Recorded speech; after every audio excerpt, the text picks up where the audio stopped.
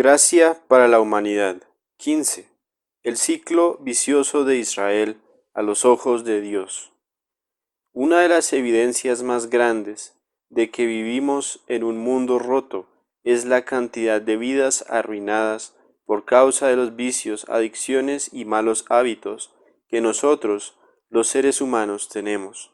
El hombre tiende a caer en estos y lucha mucho para salirse de ellos, si es que lo logra. Y pues eso no es nada nuevo.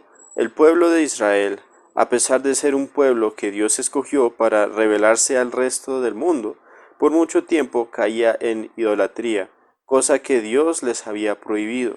Era algo con que desde la esclavitud en Egipto luchaban. Junto con ello, caían en un sinfín de otros pecados que ofendían a Dios y que tenían consecuencias para ellos.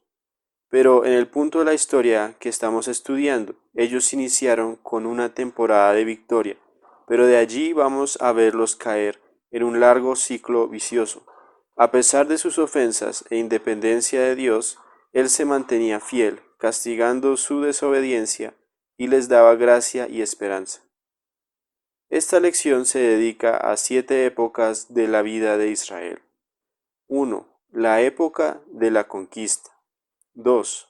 La época de los jueces. 3. La época de los reyes y la división del reino. 4. Los exilios. 5. El retorno. 6. Los primeros imperios mundiales. 7. Los 400 años de silencio.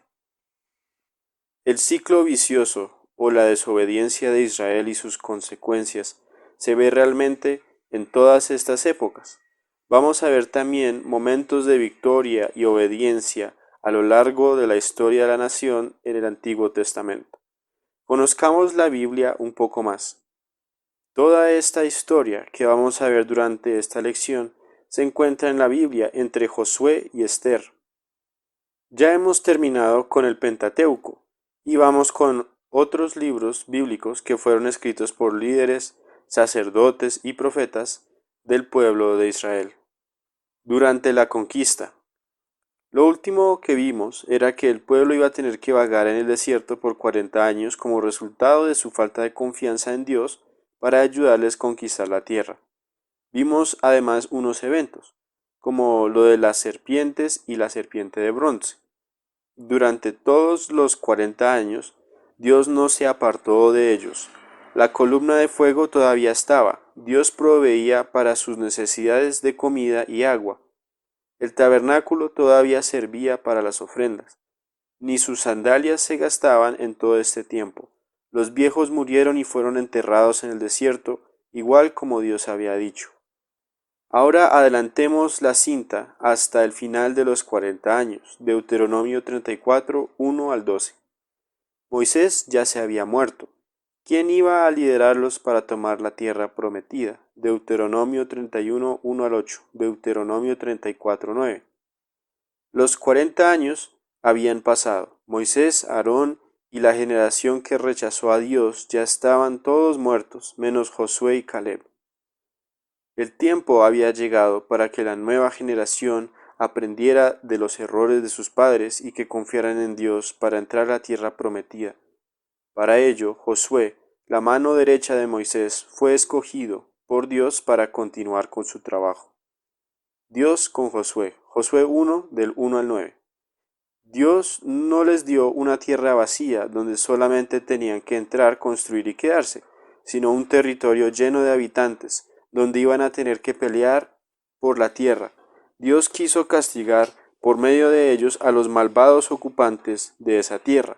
Aún así, esto no iba a ser fácil, pero Dios no esperaba que lo hicieran completamente solos, sino que dependieran de Él. Cruzaron el Jordán. Josué 3, 10 al 15. Este momento era formativo para enseñarles que Dios es poderoso y fiel. La batalla de Jericó. Su primera batalla, la de Jericó, tomó lugar tiempo después de haber cruzado el río Jordán. Josué 6, 1 al 5. Josué 6, 20, 21. La batalla de Ai. La derrota de Jericó salió muy bien y ahora El próximo paso era atacar un pueblito que se llamaba Ai. Josué 7, 2 al 5. ¿Qué pasó? ¿Cómo pudieron derrotar una ciudad grande como Jericó y en un momento poco después encontrarse como perros latigados? ¿Será que Dios les había abandonado? Dios no los había dejado. Veamos lo que el Señor le dijo a Josué sobre el incidente. Josué 7, 6 al 12. Dios les había mandado que no tomaran nada de lo que les pertenecía a los de Jericó, pero alguien había tomado algo y por eso el Señor no bendijo su ataque en Ai. Eso fue su primera derrota y fue a causa del pecado. Es el predecesor de tiempos que vinieron después. Dios les comunicó por medio de eso la importancia de su obediencia para poder vencer a sus enemigos. Aunque la conquista después de esto fue un éxito, no lograron sacar a todos los pueblos. La tarea quedó incompleta y para que otras generaciones siguieran intentando. Proceso que siguió durante las épocas de los jueces y de los reyes. La muerte de Josué, Josué 24, 29, 33. Josué, aunque era líder durante la conquista de la tierra prometida, no era el libertador prometido. Derrotas y faltas vinieron después. Jueces 1, del 27 al 36. Al final de la época de la conquista, vemos que Israel se olvidó de Dios, y por eso Dios les permitió sufrir a manos de varios enemigos. En eso Dios estaba siendo fiel a ellos, buscando que volvieran a Él. Durante el tiempo de los jueces, después de la muerte de Josué, el pueblo de Israel disfrutaba tiempos de victoria mientras confiaban y obedecían en Dios. Pero cuando pecaban y se volteaban sus corazones hacia los ídolos, el Señor los dejaba caer bajo la opresión de otra nación. Ellos rogaban a Dios y Él levantaba a un hombre entre ellos para librarlos de la nación que los tenía oprimidos. Lamentablemente, después de las victorias se olvidaban de lo que Dios había hecho, y el ciclo cruel se repetía vez tras vez tras vez. Para su vergüenza, este terminó siendo el patrón de sus vidas como nación por muchísimo tiempo después. ¿Por qué será que el ciclo se repetía? Se repetía vez tras vez porque no hicieron lo que Dios les había mandado, pues no sacaron completamente de la tierra que Dios les dio a los demás habitantes. Ver Jueces 1:19, 1:21, 1:27 al 29, etc. El capítulo está lleno de tales frases. Como resultado, fueron influenciados por las naciones idólatras a su alrededor y entonces cayeron en idolatría y otros pecados, volviendo a Dios a veces solamente cuando las cosas se ponían muy mal, por medio de los jueces que Dios les levantó, y así obtenían victorias, solamente para deslizarse al pecado de nuevo. Y por supuesto, ellos cosecharon el castigo de Dios, en que Él permitía que nuevamente fueran oprimidos por otro enemigo. Jueces 2:8, Jueces 2:10 al 15 y Jueces 2:16 al 23. Entonces aquella horrible repetición del ciclo de victoria, pecado, derrota, clamor al Señor, jueces, repetición, empezó. La siguiente es una lista de los jueces que tuvieron y los enemigos que ellos le quitaron de encima y las citas bíblicas donde se encuentran sus historias. Otoniel, mesopotámicos, jueces 3, 8 al 11. Ahod, moabitas, jueces 3, 12 al 30. Samgar, filisteos, jueces 3, 31. Débora, cananeos, jueces 4, 1 al 24. Gedeón, madianitas, jueces 6, 11 al 21. Tolá, ninguno específico, jueces 10, 1 al 2. Jair, ninguno específico, jueces 10, 3 al 5. Jefté, los amonitas, jueces 11 del 1 al 12, 7. Ibsán, ninguno específico, jueces 12 del 8 al 10. Elón, ninguno específico, jueces 12 del 11 al 12. Abdón, ninguno específico, jueces 12 del 13 al 15. Sansón, los filisteos, jueces 13 del 24 al 16:31. Samuel, los filisteos. Primera de Samuel 7, 6 al 15. Ninguno de estos jueces resultó siendo el libertador prometido. Sansón. La historia del penúltimo juez Sansón es triste, porque vemos a un hombre con muchísima confianza en sí mismo, que no buscaba a Dios a pesar de haber recibido gran fuerza de parte de Dios. Era un hombre que vivía en pecado y al final lo hemos derrotado, esclavizado por los filisteos. Nos recuerda de la condición del hombre sin Dios, apartado. Se cree fuerte, pero en realidad es esclavo de sus propios vicios. Sin embargo, al final Sansón pidió misericordia de Dios y Dios lo usó una última vez para destruir muchos filisteos, y eso fue su propio final también. Samuel, el último juez, fue Samuel, quien era a su vez sacerdote en Silo. Al envejecer puso a sus dos hijos, Joel y Abías, como jueces, pero Dios nunca les dio esas posiciones. Primera de Samuel 7, 15 al 17, Primera de Samuel 8, 1 al 3. A los ancianos de Israel no les gustó el trabajo de Joel y Abías porque eran deshonestos. Primera de Samuel 8, 4 al 9. Durante el tiempo de los reyes, los ancianos de Israel le pidieron a Samuel que les diera un rey. Lo querían solamente porque todas las demás naciones fueron gobernadas por reyes, y ellos no querían ser diferentes. Esta actitud le molestó mucho a Samuel. El pueblo pide un rey. Primera de Samuel 8, del 6 al 8. ¿Por qué será que esto le molestó a Samuel? Samuel se sintió rechazado, pero no lo estaban rechazando a él, sino a sus hijos, los cuales se habían portado muy mal. Cuando Samuel acudió desconsolado al Señor, ¿a quién le dijo Dios que estaban rechazando en realidad? El Señor dijo que estaban rechazando a Dios mismo como su rey. Lo habían rechazado desde el principio y ahora era más evidente al pedir que fuera un hombre el soberano sobre ellos en lugar de Dios. Saúl, el primer rey de Israel. A pesar de su rechazo, Dios les dejó tener un rey. Sin embargo, él mismo lo escogió de entre toda la gente y le dijo a Samuel que lo ungiera con aceite con el fin de mostrarle a todo el pueblo que él era el hombre escogido por Dios para ser su rey. Su nombre era Saúl. Primera de Samuel 10 del 20 al 24. Aunque Saúl empezó bien como rey, en alguna ocasión falló al obedecer las instrucciones específicas de Dios. Debido a su desobediencia directa, Dios escogió a otro hombre para ocupar su lugar. David, ungido para ser rey. Primera de Samuel 16, 11 al 13. Ahora, adelantémonos en la línea del tiempo de la Biblia y hablemos de su reemplazo, David, quien fue ungido por Samuel, también para ser el nuevo rey de Israel. Desde este momento en adelante se ve a Dios levantando personas para salvar a su pueblo, algunos reyes, otros profetas y hasta reinas, de una manera similar que hacía cuando levantaba jueces. David era uno de estos pequeños libertadores y personas que honraban a Dios. Proclamado rey. Segunda de Samuel 5, 1 al 4.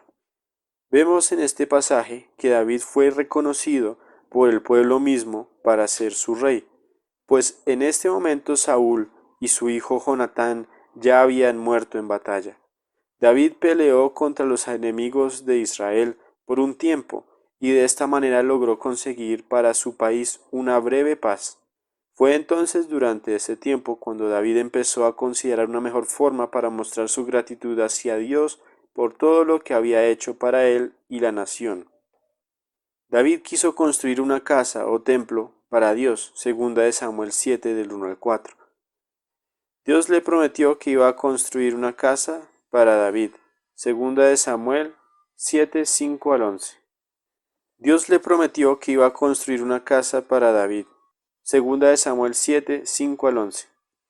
Nuevas características del libertador prometido, segunda de Samuel 7 del 12 al 16. ¿Cuáles requisitos parece que tendría que cumplir el libertador prometido? Segunda de Samuel 7, del 12 al 16. 1. Será de la descendencia de David. 2. Será el rey sobre el trono de David y Dios va a establecer su reino para siempre. 3. Construirá una casa para Dios. 4. Dios será su padre y él será su hijo. 5. Si peca, será castigado por Dios a través de los hombres. 6. Dios le mostrará la misericordia de no quitarle su trono, como lo hizo con Saúl, dándoselo a otro. Pero no todo esto habla solamente del libertador prometido. Característica: será de la descendencia de David, el que lo cumplirá, Salomón y todos los reyes de su descendencia y el Mesías. Será el rey sobre el trono de David y Dios va a establecer su reino para siempre, el Mesías. Construirá una casa para Dios. Salomón, el templo, y el Mesías, el reinado para siempre. Dios será su padre y él será su hijo, el Mesías. Si peca, será castigado por hombres a través de hombres. Salomón y los reyes de su descendencia, y en cierta manera el Mesías o Cristo, 2 Corintios 5, 21. Dios le mostrará la misericordia de no quitarle su trono dándoselo a otro. Salomón recibió misericordia. El Mesías nunca perderá su trono. Ahora podemos añadir algo de estos 6 requisitos a la lista de características del libertador prometido. ¿Cuáles requisitos hemos visto ya? Derrotar al diablo. Será un varón de la descendencia de Eva. Será un descendiente de Abraham, Isaac y Jacob. Será una bendición para todas las naciones de la tierra. Será un varón de la descendencia de Judá. La gente vendrá a él. Ahora podemos añadir, será un varón de la descendencia de David. Será rey para siempre sobre Israel. Será el Hijo de Dios. A pesar de sus fallas y desobediencias, Dios en su fidelidad y amor le da a la nación de Israel esperanza con todas estas promesas proféticas. Salomón heredó el trono y entonces fue quien construyó el templo de Dios en Jerusalén. ¿Qué fue lo que su padre David siempre quiso hacer, pero no pudo porque Dios se lo prohibió? Primera de Reyes 8:19. ¿Y qué era el templo? ¿Recuerdan cómo Dios les proveyó el tabernáculo en el desierto? El tabernáculo todavía estaba en uso en los tiempos de los jueces y aún en los tiempos de David, pero David quería construirle a Dios un templo. Dios no le permitió a David hacerlo, pero Salomón entonces mandó construir el templo. El templo tenía la misma función y muebles que el tabernáculo, solo que era un lugar mucho más elegante y permanente. El templo tenía unos espacios que el tabernáculo no tenía. Sin embargo, ya era un sitio mucho más grande, con espacios como la plaza pública, la plaza de los hombres, una parte dedicada a los levitas y sus trabajadores, etc. Además, se hicieron cosas distintas allí, como orar a ciertas horas, tener grupos cantando y permitir a los maestros enseñar adentro. También vendían animales para hacer sacrificios adentro, entre otras actividades relacionadas a los deberes de la ley y de los sacerdotes. Salomón fue bendecido por Dios con mucha sabiduría y riquezas, y su reino disfrutó paz casi hasta el final. Pero a pesar de su sabiduría y esplendor, Salomón se inclinó neciamente hacia el pecado. Volvemos a ver el ciclo vicioso acá, solamente que el último ciclo es largo, y no siempre hay un Salvador para rescatarles, ni siempre hay un arrepentimiento, sino solo una caída lenta, con momentos donde algún líder es bueno y restaura algo de lo perdido. El reino dividido, Jeroboam y Roboam. Como resultado de los pecados de Salomón, Dios dividió el reino en dos. Los herederos de Salomón, Roboam, tomó algunas decisiones necias y por este gran error perdió el respeto de la gente. Entonces, Jeroboam, el capitán del ejército durante el reino de Salomón, se aprovechó de los errores de Roboam y conquistó 10 de las 12 tribus, poniéndose sobre ellas como rey. Jeroboam estableció su capital en la ciudad de Samaria. Dios cumplió con las promesas que le había hecho a David, segunda de Samuel 7:15, pues no le dio su trono a otro. Las tribus de Judá y Benjamín permanecieron leales a Roboam.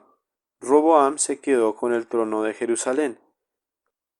Tristemente, tanto Jeroboam como Roboam fueron malos reyes. Jeroboam, Primera de Reyes 12, del 26 al 31. Roboam, Primera de Reyes 14, del 22 al 23. Reyes malos y buenos. Así fue como desde aquel momento comenzaron a haber dos líneas de reyes, y por lo tanto dos reinos, el reino del norte, Israel, y el reino del sur, Judá. Todos los reyes de Israel fueron malos, mientras que solamente unos pocos reyes de Judá fueron buenos, pero la mayoría de ellos también fueron malos. Miremos algunos ejemplos. Asa, Primera de Reyes 15, 11 al 14. ¿Fue Asa un rey bueno o un rey malo? Acab, Primera de Reyes 16, 30. ¿Fue Acab un rey bueno o malo? Josafat, Primera de Reyes 22, 41 al 44. Ocosías, Primera de Reyes 22, 51 al 53. Ezequías, Segunda de Reyes 18, 1 al 6. ¿Qué hacía la diferencia entre un rey bueno y un rey malo a los ojos de Dios? Los reyes malos seguían a otros dioses rompiendo la ley de Dios. Los pocos reyes buenos siguieron al Señor e intentaron restaurar la adoración a Dios en su tierra, e hicieron el bien porque creían en Él. Los malos, obviamente, por no tener ni pena ante los ojos de Dios, ni temor hacia Dios, no fueron buenos gobernantes. Profetas. Dios levantó profetas para hablar su palabra y para que exhortaran a los reyes malos y a la gente para que volvieran a Dios. Algunos de estos profetas fueron Elías, Eliseo y Jonás. Elías retó al rey Acab de Israel junto con su reina Jezabel, comunicándoles que por causa de la idolatría Dios no iba a mandarles lluvia por 3 años. Después de comunicarles eso, Dios lo mandó al desierto y lo proveyó y le mantuvo a salvo de las garras del rey. Al final de los 3 años, Elías retó a los profetas de Baal a intentar mandar fuego desde el cielo sobre un sacrificio, pero no podían.